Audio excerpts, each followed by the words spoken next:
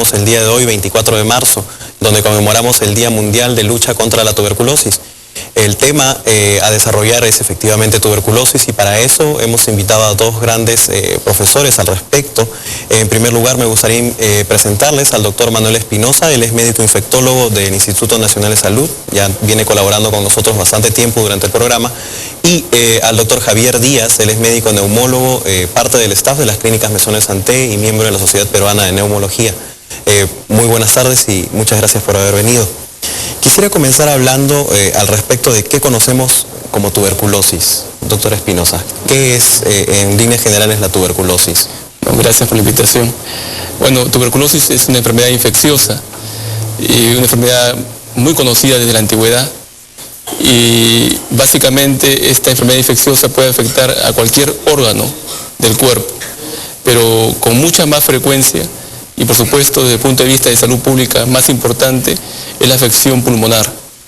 Entonces, justamente en nuestro medio son los neumólogos, los expertos en tuberculosis, son los maestros porque lo ven día a día. Y justamente las formas pulmonares tienen una serie de signos y síntomas que son importantes reconocer. Y creo que es parte del objetivo del programa. Entonces, una enfermedad infecciosa, ¿no?, contagiosa, usualmente transmitida por aire. Correcto.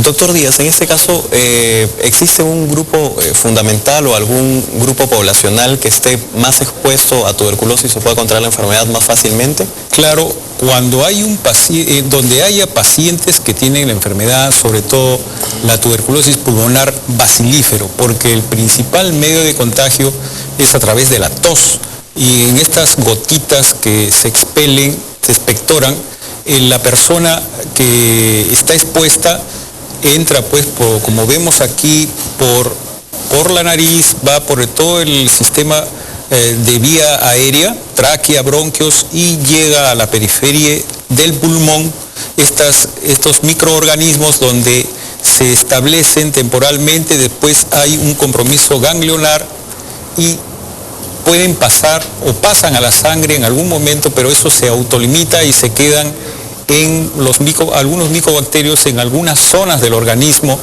y por alguna razón posteriormente o siguiendo a esta infección se desarrolla la enfermedad, principalmente, como hemos visto, como se ha dicho, en el pulmón. En ese caso, ¿la enfermedad es predominante en algún grupo, hombres, mujeres, adultos, niños, o cualquier persona puede...? Cualquier persona puede infectarse, sobre todo si hay la exposición, sobre todo a tuberculosis pulmonar bacilífero.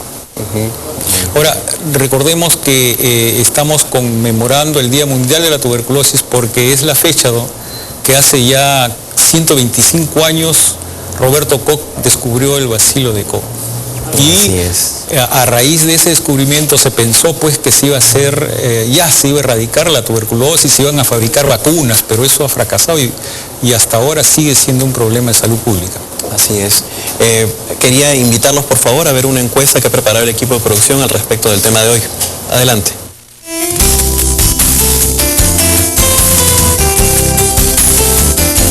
¿Sabe cómo prevenir la tuberculosis? Primero, un chequeo médico con radiografías para saber su estado de salud. Luego, hay que vivir en un lugar limpio, tener buena alimentación. La tuberculosis se previene comiendo bien, alimentándose. También si vemos a una persona que está tosiendo demasiado, mejor alejarse. Haciéndose el examen por la pantalla. Con alimentación y con una higiene total. Tener la alimentación fuerte, muy bien balanceada para no que decaiga la persona. Antes que nada, bueno, yo entiendo porque la tuberculosis es prácticamente eliminada, ¿no? Ya la tuberculosis en los países subdesarrollados, ¿no? Ya no debería existir. La prevención nace desde que nacen los bebés, los niños. Hay que cuidarlo con su alimentación, preocuparse de que tenga las vitaminas necesarias. Pero donde no hay ni siquiera educación, la prevención de qué, la gente se va a tener tuberculosis porque el medio ambiente no te ayuda, la alimentación es muy mala, etcétera, etcétera. La tuberculosis, cuidándose de los bronquios, de una gripe mal curada, una bronquitis. de dos maneras. Entiendo que sacándose placas de rayos X y con análisis en la saliva. También es básico la alimentación. Hay algunas cosas que no se pueden suspender. Si es que alguna persona que está enferma o un familiar de tuberculosis, lo que es la comida y esas cosas, tratar de tener sus utensilios separados para que no pueda haber contagios con el resto de personas que viven en la casa. Al menos eso es lo poco que sé. Bien, hemos visto opiniones bastante distintas, ¿no?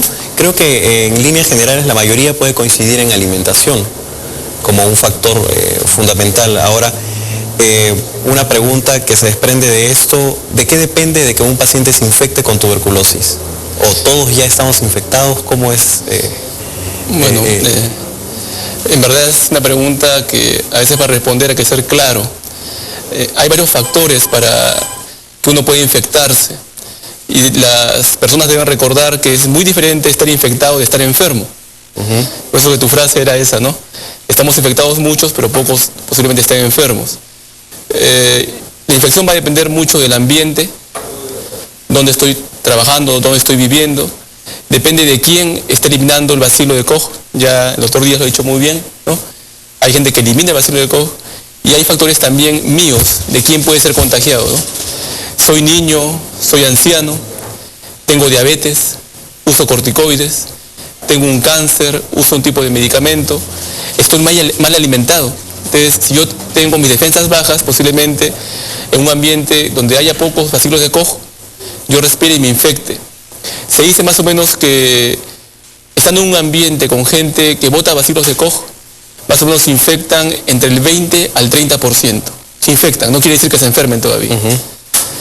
De esos infectados, más o menos en los primeros 2 años, entre el 5 y máximo el 10% podrían desarrollar enfermedad, o sea, podrían hacer tuberculosis. Y en los siguientes años, lo que les resta de vida, otros 5 a 10% podría ser también tuberculosis. Cosa muy diferente pasa con la gente que tiene infección VIH, y más aún si están en estadio SIDA, donde de los infectados, más o menos cada año 10% hace tuberculosis. Y hay que ser bien claro, ¿no? En nuestro país tener tuberculosis es un estigma, es una vergüenza para mucha gente. En todo caso estamos en riesgo, todos los que estamos expuestos a ambientes cerrados donde hay gente que puede botar bacilos. Y eso ocurre en cualquier parte, en el cine por ejemplo, en un avión, en el medio de transporte como una movilidad, o a veces por ir al hospital. Si yo soy asmático y acudo donde un neumólogo, y junto a mí hay gente que es bacilífera, bota bacilo de Koch, el ambiente es cerrado, techo bajito, no hay ventilación, no hay luz adecuada, posiblemente la carga de bacilo de Koch sea tan alta que yo me infecte e incluso pueda enfermar pronto. Ahora, lo que has preguntado es bien interesante. Hay diferentes polimorfismos genéticos de cada persona que la hacen predispuesta a esta enfermedad. Así es. Es fácil encontrar, por ejemplo, estudiantes de medicina que entran unas horas a un ambiente donde hay un paciente tuberculoso y se infectan. Y otras personas como nosotros que nos exponemos prácticamente con poca bioseguridad durante muchos años y no nos enfermamos. Correcto. Es muy importante, amigos, en este caso como una acotación o un resumen al primer tema. Es muy distinta la infección de la enfermedad. Es muy probable que la mayor parte de personas tengan la infección, más no desarrollen los síntomas, es decir, no hagan la enfermedad. El tema recién está comenzando, 251-8030, 467-5500 para poder responder todas sus consultas. Y